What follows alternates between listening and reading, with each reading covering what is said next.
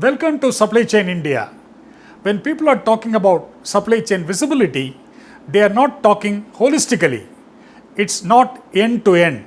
It is in bits and pieces, in silos. That's a challenge. We got in touch with Dr. Rakesh Singh, Chairman and Dean of the Institute of Supply Chain Management, to understand the ground reality. So, is it just a theoretical concept today in India, or is it actually being, taken seriously and implemented? See, worldwide, it is just not a case of India. A lot of people talk about visibility, but there are two elements to end-to-end visibility in supply chain. And people are fragmented in their approaches. Like somebody looks from a factory to the customer as one element of visibility. Somebody looks at factory to the supplier as another visibility. And then there's some people who want visibility over the tiers of suppliers. In fact, within this also there is a lot of silos that really is there, where people are functional in their approaches. They are not talking to each other. They are very close. The idea of visibility is that each and everybody should see the same schedules and path. Now, how does that happen? It happens when you are seeing the same number. In supply chain, we call it as bullwhip effect. A retailer sees X, goes to the dealer, it becomes X plus 40, goes to the factory, it becomes X plus 80, and goes to the supplier, it becomes X plus X, and goes to sub-supplier, it becomes X plus 3X. So you're producing 3X when you are actually selling X. So you are keeping so many inventory in the pipeline, and hence the cost working capital is locked there, and your inventory turns are very low, and hence your return on capital employed is very low, and hence you don't grow that well as you need to grow. Actually speaking, the visibility is a concept that should come from the also a lot of people misunderstand. Demand signal means what is being sold. So if someone says that whatever is gone out of the rack of retailer or so that matter dealer or distributor in Indian case, because retailers are hardly linked to the visibility process, that number is a forecast. Now you need to forecast. You need to know this number of sales, plus you also need to have intelligence about how the economy is changing in COVID, how it has changed, how it is going to change. So you have to understand the true signal that will emerge now, and also what are the promotion, discounts, and full truckload compulsion on the businesses, how that affect. Now, how is this particular signal from demand helps you to understand production, your material requirement, your procurement, and hence overall clear flow of visibility. This is called as visibility. If everyone sees same, it's called visibility. What has happened. Now let's look at the visibility where people are talking about tiers of supplier, where everybody concentrates on. So you have a bill of material. Now each bill of material has another bill of material. Engine has so many other parts to be produced, so it's a bill of material. Those parts have so many parts to be produced. In fact, there could be more than 100 bill of materials or sub tires and sub tires of supplier. This thing. What you're doing, you're very comfortable with first and second tier of supplier, and then you say, okay, I have visibility, I have partnership, I secure their finances, I am securing my supply base. The reality is that you know nothing. In tsunami during Japan, what happened was Ford had all the visibility, but they didn't have visibility of 2% of their material in one tire 13 and 1045. And what happened was that they lost production for 2 weeks to 4 weeks, just because of, and that cost of the material is less than 0.5% in the overall. Yeah. So unless you have this kind of visibility, it is futile. And everybody talks about technology, but nobody understands that how do you make technology do this. Mapping is very important activity. You need to map suppliers. You need to have a complete understanding of supplier, where it is coming from and what is the situation. There may be a drought somewhere, there may be a flood somewhere, there may be an earthquake somewhere, not just tsunami, and you do not know, and you are thinking, oh, my supply is secure, and you don't know how to, you're not doing an alternative sourcing, and you are dead. So I think you are right. Indian firms, I know people don't like me speaking very frankly on those things. When we first met, I spoke in the automotive the similar way. And I just said you don't know how to forecast. And I think you saw after 3 months, the automobile industry went for a toss. Similarly, here, people do not know how mapping needs to be done. They are just doing iterative process. And I think procurement till now has been more a cost-effective, negotiated framework of transactional, not relational, not transformational. So their supply chain is only transactional in the whole process. Yeah, Dr. Singh, like another related question. I was hearing Mr. Sheffi from MIT. He was, talking on the, when any big companies, James, MNCs talk about, supply chain visibility, whatever it is. All these things are happening only at the top level. Not that, see, today it's a very complex economy. Manufacturing is very complex. There is a huge interdependence. Like vendor of a vendor of a vendor, or a supplier of a supplier of a supplier. Yeah. So nobody goes beyond the tier one vendor. There is possibly there is a tier two, tier three. Even I get a feeling. I know I was reading something and reading something from global supply chain conferences. Even like a company like Unilever. Okay, I read Unilever very highly in terms of giving importance to like a supply chain. Okay, so even there it is not all that like really being implemented to the maximum. So in fact this morning I was talking to Indian Institute of Management Dean Lucknow, Dr. Samir Srivatsav. He was saying that look, the supply chain visibility is very easy to talk about, that there is a heavy investment also involved. Okay, what is your take on that? Is it because of heavy investment, that is deterring the Indian companies or supply chain logistic professionals from really getting deep into supply chain visibility? I don't think so. I think it's a ignorance and it's a comfort zone. Comfort zone, I say, is that everything is working well. Why do we really need to break our heads and do something? Become asset specific. The future supply chain will require this the visibility. Now, I can tell you there are so many companies which can help you in a partnership way and in a very small subscription fees, like LlamaSoft, or a company in US called Resilink, which even Sophie talks about, and Sophie is on the board, Professor Sophie from MIT. I think they can provide you with a lot of intelligence because they are partnering with all these supplier. They're looking at geographical mapping of them, so any disturbance that can happen can be actually plugged in. Secondly, you have huge amount of interconnectivity of data. You can actually visualize, and with ML and AI you can visualize the screen. पूरा दुनिया देख सकता है कि कहाँ पे problem आ रहा है, वहाँ पे कौन सप्लायर है, इतना तो आपको मालूम हो जाएगा. आपको यही नहीं मालूम है कि who is my supplier in which geography of this country. So I think it is more than anything else. Investments in technology is high, and companies have made huge investment. You and I know they have never been able to leverage the technology because they have not created the architecture of the organization, to fulfill a working together as teams. Now they are going into war room huddles and saying we work like a war room. Better they start doing that later. So I think that is where the real problem lies. Everything is available at a very affordable cost, and everybody has to go digital, and digital will definitely be a solution. Everybody says we are doing this. Everybody has a SAP ERP or SAP APO, or everybody has a Blue Under. Why aren't they really leveraging this? It is also the technology players should play a big role in educating them and start understanding that they need to give solution according to the business needs. So they are advantage of actually selling product by pushing to the customer without its utility to the customer. And what does the customer do? Oh, good. These tools have come, they will solve my problem. So I think these are the problems. I think investment by Unilever may never be a problem. Unilever is a great company. I agree. 50 inventory turn in this country says that there's a huge visibility in that particular company.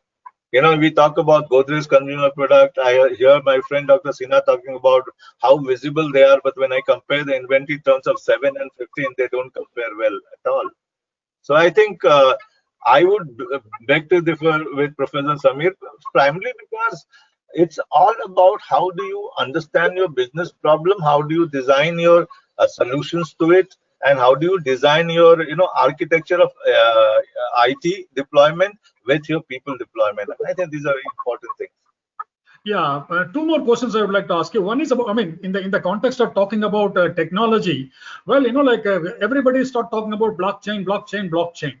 Okay, so I mean, since you as like a Dr. Singh, you are deep into all these companies at the topmost level of all the supply chain honchos. Okay, I mean, yes, there is a lot of awareness about supply chain. How many companies in your own reckoning at the top level are really I mean, really, using blockchain in their manufacturing, what I mean, logistics supply chain arena? I don't think so anybody is using it. I have not come across any Indian organization using it. They are all doing short-term pilots, short-term studies, and everybody is talking about it because it's it has one thing. It's a ledger system. It can be a backbone for integrating IoTs and AI and ML. Definitely yes, but nobody has ventured into blockchains. And I think some of people who provide, there's not many players in India who have even startups have invested into blockchains. There are one or two other, Coinworth and all, but they find it difficult to penetrate people, and suddenly they become a procurement side, they become demand side, the whole visibility side which India needs in terms of solution. Even IBM, everybody talks about, in our business school cases, we talk about Mox is doing this, bringing visibility. But I don't think so. People are very seriously looking about technology. Now they are forced to think. It's a great time for them to think how they can deploy different SCM 4.0 technology or 5.0 technologies and create this visibility. One thing I will always, say, Ramesh, because you deal with drivers. However great a truck you may buy, if the driver is not treated well and is prepared well, it doesn't bring value to the truck or to the transportation and logistics cost. This is precisely you don't train our people. People don't know anything. In fact, I can tell you that when we talk about in our training programs and conferences, which you have also come in one of them, people talk at a very generic level.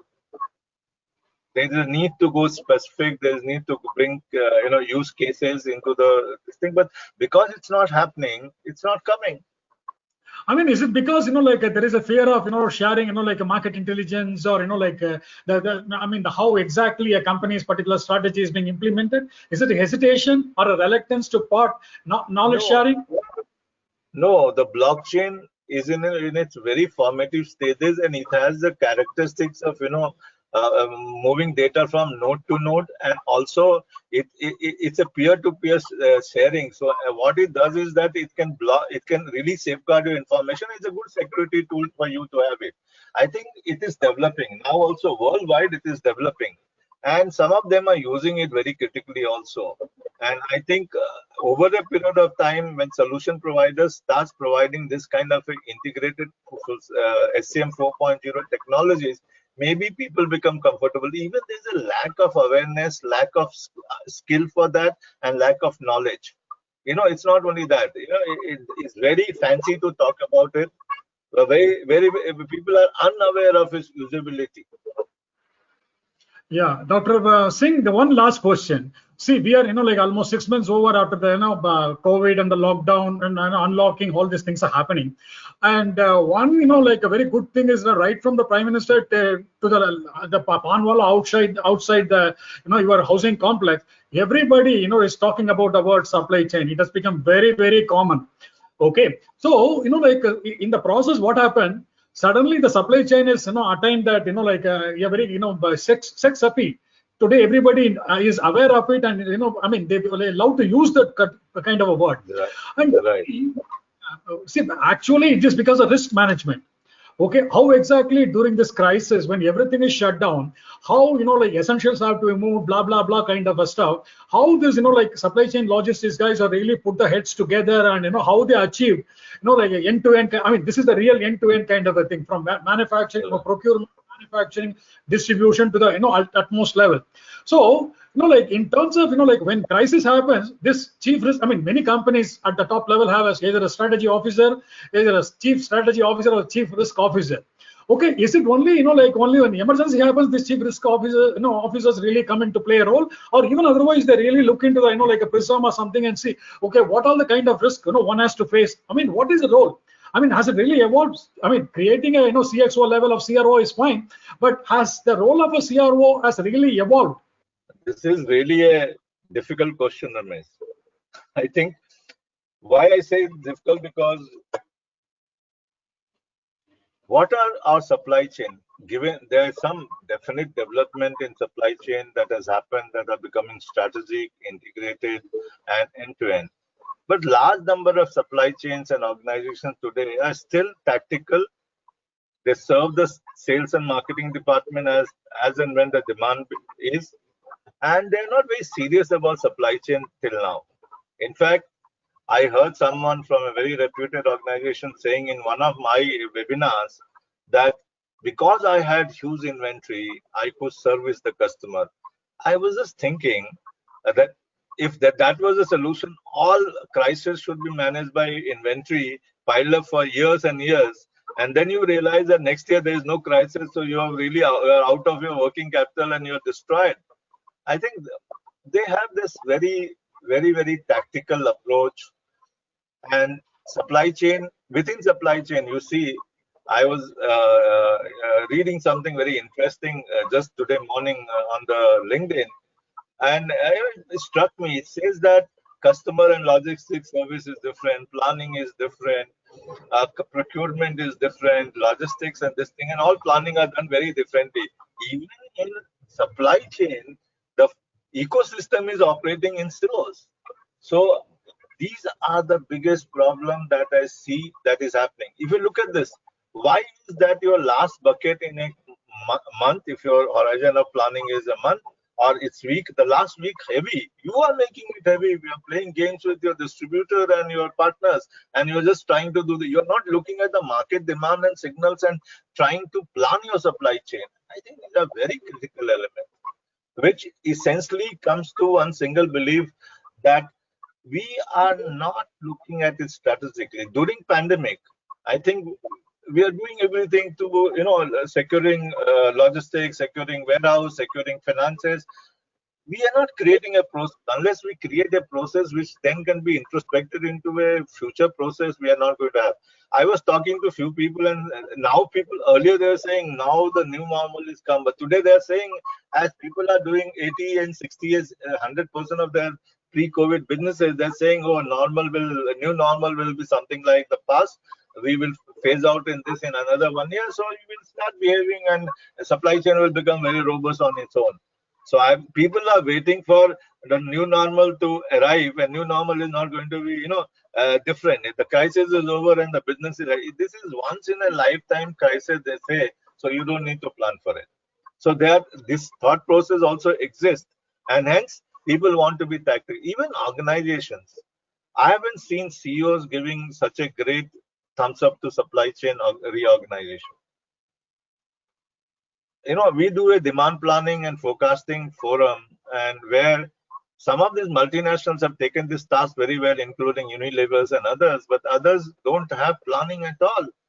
And I'm surprised that the way the planning is being done. If you ask them any question, they say that this is the best way to do. An academician cannot understand what we do. So that's fine.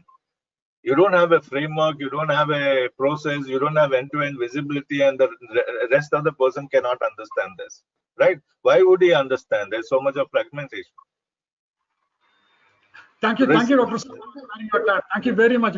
Well, was Dr. Rakesh Singh brutal? No, not at all. He was frank and forthright in turning the spotlight on the maturity of the Indian supply chain practitioners. We love flying.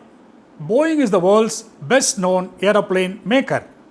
The global civil aviation scenario is in doldrums, particularly after the outbreak of COVID pandemic. It has to downsize its operations. Naturally, this impacts people. Supply chain professionals executing its massive procurement and production process for Boeing are no exception. Look at what's happening at Seattle. The COVID has not left Boeing untouched. Businesses impacted severely. Travel has almost vanished with the global shutdown of all forms of transportation. Potential buyers decided to wait for signs of economic revival about which no one has a clue. So, the natural action plan for Boeing is to trim the workforce. Of the 40,000 counted in January 2020, how many will be shown the door is a mystery. Of course, Boeing indicated that more than 10% of workforce will be trimmed through various forms, including voluntary exit. Its 787 Dreamliner is being built at two different locations. Now, it will happen at a single site in South Carolina. The original plan was to build 9 Dreamliners. Now Boeing is planning for just 6. With the wide bodied jet manufacturing plan getting slashed, 14 senior supply chain executives have opted for voluntary exit. Boeing has a massive supply chain vendor strength for ages. Now, with the global economic meltdown, thanks to the China hosted coronavirus, there is less to produce and therefore there is less to source, procure, and inventorize. Of these 14 supply chain honchos, half are women. They will serve till December end and walk away with a full year's pay. That's the good news for them, but the aerospace industry is small. Where they will park themselves after exiting Boeing will be watched closely. These people are our longtime friends and valuable colleagues. They will be missed. Their contributions over the years have been countless and significant, and each one has made an important difference to Boeing, wrote Elizabeth Lund, Boeing Commercial Airplanes Vice President and General Manager, Supply Chain, and Kim Pestega, Vice President and General Manager of Boeing Fabrication, in an internal memo. Viewers, it's time for a break. When we return, we meet someone who has spent a lot of time tracking vehicles using technology. Recently, this gentleman has moved into a new perch. More details after the break. Are you part of the new fleet evolution? The transition is already underway. Fleets are using data to manage smarter, keeping drivers safe, streamlining operations, keeping customers satisfied. This requires agility and the right platform. Did you know that 94% of road accidents are caused by human error? What if your drivers had an active coach, keeping them engaged and safe and reducing their stress? And what about your managers? What if you could cut their administrative workload and help them gain visibility and control of the fleet? Green Road supports you with one unified platform. Our advanced active coaching gives drivers clear feedback to help them drive more safely and efficiently, and keeps them motivated via personalized information and friendly competition. In the office, online dashboards keep the right information at your fingertips, freeing you to focus on exceptions and pressing issues. Whether you require an app, an installed solution, or other sensors, all are integrated into a single platform that helps you manage diverse operations proactively across the world. The result?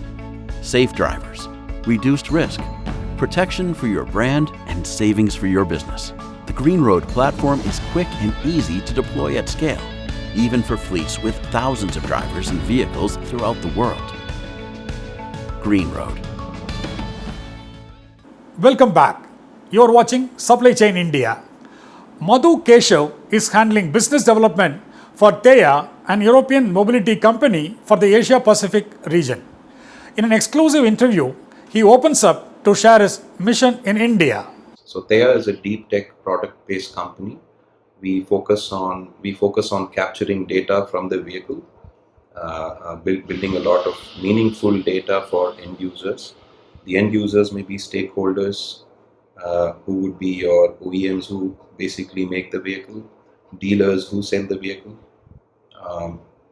owners who buy the vehicle, and then there may be companies using the vehicle, and then comes your regulatory authorities and banks, finance and insurance companies. So what we try and do is capture data from any and every component within the vehicle that sends and receives pulse or signals. So we capture all of that, and then we identify which of these stakeholders would basically put this data to use and improve efficiency, productivity, reduce costs, etc. and then started off with the cars because technology adoption in cars happens faster than in heavy vehicles. But over a period of time, we realized that heavy vehicles are catching up thanks to the push from authorities with guidelines and certifications, AIS 140 and others. We felt that the use cases are pretty similar when it comes to the OEMs, when it comes to dealers. Yes, when it comes to the fleet owner and the fleet user, the use cases differ a bit. And then comes the very important stakeholder who's the driver.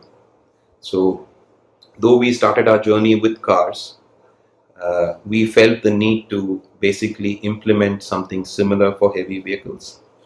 And we've been working on it for the last 15, 16 months, a patent pending product, which I hope to launch in April. As far as the connected car product is concerned, to talk about a bit on the product, it basically is a small device which is of the size of a matchbox. It can perform telematics functions. It can perform vehicle safety and security related functions, and the ability to connect the vehicle to the smartphone of the user. So you'd be able to lock and unlock your doors, start, stop the engine, turn on, turn off the AC, control the temperature, horn, marker lights, etc. So that is the core product. We currently supply to car assembly plants in Almaty, Kazakhstan. So our product gets installed in Skoda, in Kia, and in Lada. Lada is like the Maruti of Russia, one of the oldest and largest selling cars. We are in active discussion with a couple of other OEMs because, as you must be aware, connected cars and connected services is something that is trending, if I may say, and that's picking up quite aggressively. There is an exponential growth as far as connectivity is concerned. So we've basically partnered with the car assembly plants in Kazakhstan. Well, we heard Madhu Keshav, not in full. We'll bring you the remaining part of this interaction in our next episode. That's all in this episode of Supply Chain India. Hope you are enjoying the show. Share it, subscribe, post your views and opinions in the comment section below. Thanks again. Stay safe, stay healthy. Goodbye till we meet again.